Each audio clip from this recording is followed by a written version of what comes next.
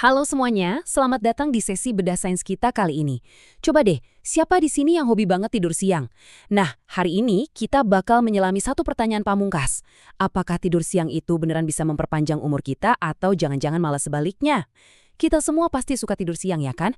Tapi, sains ternyata menunjukkan kalau kebiasaan simpel ini nyimpen rahasia biologis yang benar-benar luar biasa kompleks. Langsung aja kita mulai.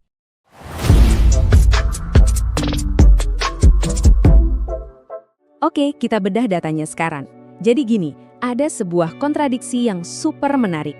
Di satu sisi, kita lihat data dari Pulau Ikaria di Yunani. Salah satu wilayah blue zone, di mana orang-orangnya hidup luar biasa lama.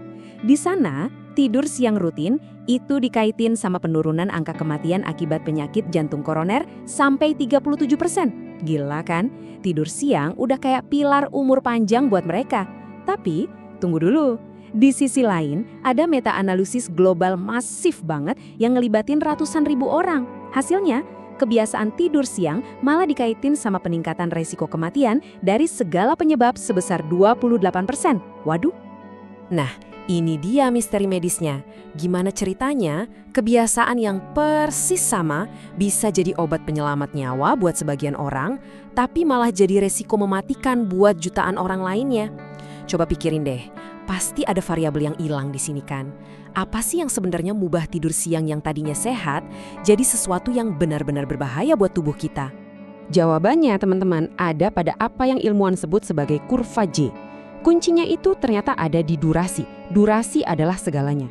Kalau kita lihat tabel ini, 0 menit atau nggak tidur siang sama sekali itu jadi batas dasar kita. Terus tidur siang singkat yang di bawah 60 menit itu area aman, nggak ada risiko kematian yang signifikan di situ. Tapi begitu kita ngelewatin ambang batas 60 menit, risikonya langsung meroket tajam.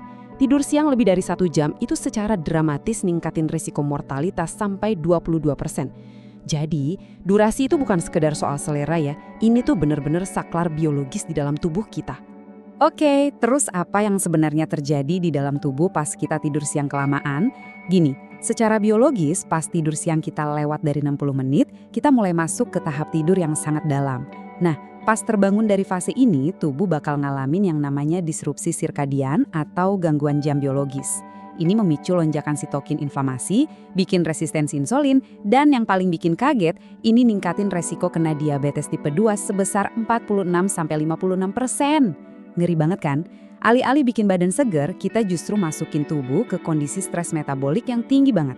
Tapi tenang, mari kita lihat sisi baiknya kalau tidur siang ini dilakuin dengan benar. Coba perhatiin perbandingan cara nurunin tekanan darah ini. Ini beneran fenomenal nih. Perubahan diet kayak ngurangin garam, itu bisa nurunin tekanan darah sekitar 3-5 mm raksa.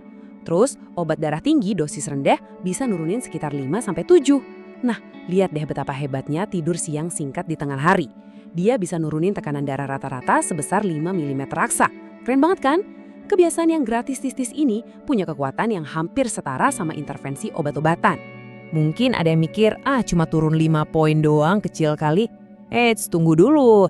Coba kita baca bareng kutipan dari Dr. Manolis Kalistratos ini. Penurunan tekanan darah sekecil 2 mm raksa aja udah bisa ngurangin resiko kejadian kardiovaskuler kayak serangan jantung sampai 10%. Tuh, dengerin. Jadi penurunan 5 poin yang baru kita bahas tadi itu jelas bukan hal sepele. Itu adalah kemenangan fisiologis yang gede banget buat kesehatan jantung kita. Nah, poin krusialnya begini. Mekanisme penurunan tekanan darah yang sehat tadi itu ada batas kedaluarsanya. Kalau tidur siang kita kepanjangan, lewat dari 60 menit, efek perlindungan yang bagus tadi malah muter balik 180 derajat. Tidur siang yang kelamaan bakal memicu fluktuasi atau variabilitas tekanan darah jangka pendek yang gak stabil. Fluktuasi yang liar ini ibarat palu yang terus-terusan mukul dan merusak sistem pengaturan otomatis pembuluh darah kita, yang mana dalam jangka panjang justru bikin resiko stroke naik drastis. Sekarang coba kita bayangin situasi yang pasti pernah kita alamin. Gimana kalau kita kurang tidur banget semalaman, terus besok siangnya mikir, mau tidur siang bentar deh buat bayar utang tidur semalam. Sering gitu kan? Tapi pertanyaannya, secara medis strategi ini beneran berhasil nggak sih? Atau jangan-jangan kita malah bikin keadaan makin berantakan? Siap-siap kaget ya, karena data komprehensif dari studi Charles nunjukin realitas yang beda banget.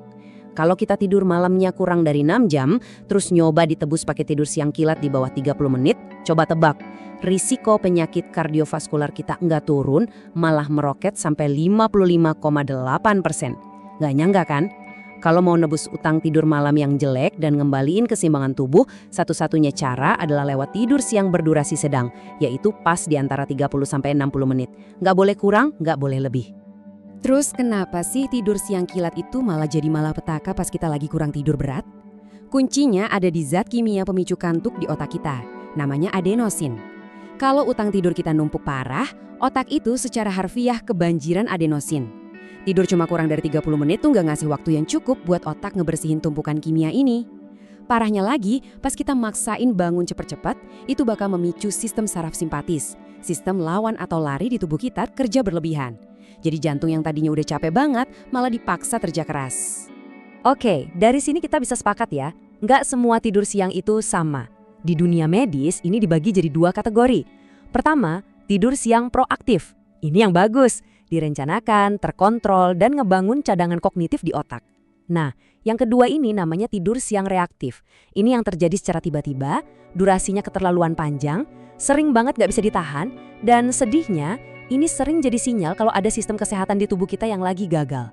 Mulai dari sini yuk kita geser fokus dari urusan jantung ke bagian dalam otak kita. Nah, ini adalah fakta neuroscience yang cukup serius tapi beneran mind-blowing. Kita tuh sering banget ngira kalau orang lanjut usia yang bawaannya pengen tidur siang terus, itu cuma karena mereka kecapean aja. Tapi kenyataannya, tidur siang reaktif yang kepanjangan dan terlalu sering, itu bisa jadi tanda-tanda awal penyakit Alzheimer. Protein tau yang jahat menyerang batang otak dan benar-benar menghancurkan neuron yang tugasnya bikin kita tetap melek.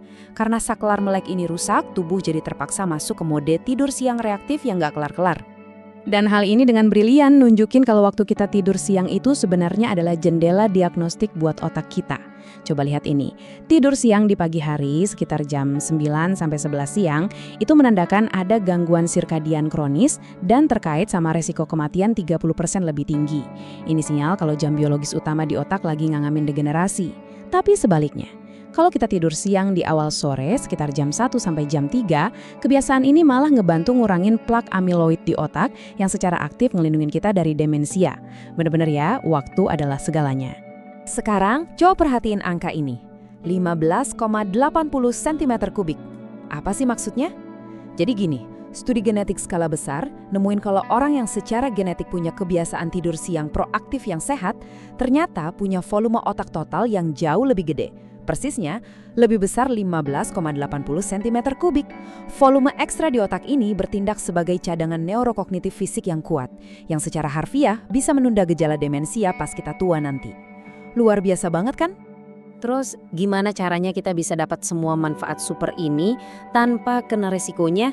Gampang, ikutin aja protokol medis tidur siang ini. Catat ya, langkah pertama, batasi durasinya. Cuma boleh 15-30 menit aja. Ini biar kita nggak masuk ke fase tidur nyenyak yang bikin inersia tidur atau pusing pas bangun. Kedua, atur jamnya. Lakuin cuma di jam 1-3 sore aja, karena itu jendela biologis alami kita. Dan yang ketiga, bikin suasana kamar kayak lagi malam hari. Gelap, sejuk, dan tenang. Ini adalah cara meretas biologi kita dengan aman. Tapi, nah ini ada tapinya, ada satu pengecualian penting. Kalau kalian itu pekerja shift malam, atau atlet profesional, atau siapapun yang utang tidurnya numpuk parah banget, tidur 20 menit itu nggak akan mempan. Khusus buat kelompok ini, kalian harus targetin tidur siangnya tepat 90 menit. Kenapa 90? Soalnya 90 menit ngasih waktu buat tubuh nyelesain satu siklus tidur secara penuh dari awal sampai akhir. Jadi pas bangun, kita ada di fase tidur ringan dan nggak bakal ngerasa pusing atau disorientasi parah. Wow, kita udah ngebedah habis-habisan soal tidur siang ya, mulai dari anatomi jantung sampai neurologi. Nah sekarang pertanyaannya balik lagi ke kalian. Berdasarkan sains yang udah kita bahas bareng-bareng ini, buat besok siang apakah tidur siang kalian bakal jadi keputusan proaktif yang direncanain buat nguatin otak dan jantung? Ataukah bakal jadi tidur siang reaktif gara-gara tubuh dipaksa bayar kompensasi dari gaya hidup yang kelelahan? Pilihan ada di tangan kalian. Makasih banyak ya udah gabung di pembahasan sains kita kali ini. Sampai jumpa dan pastikan tidur kalian berkualitas.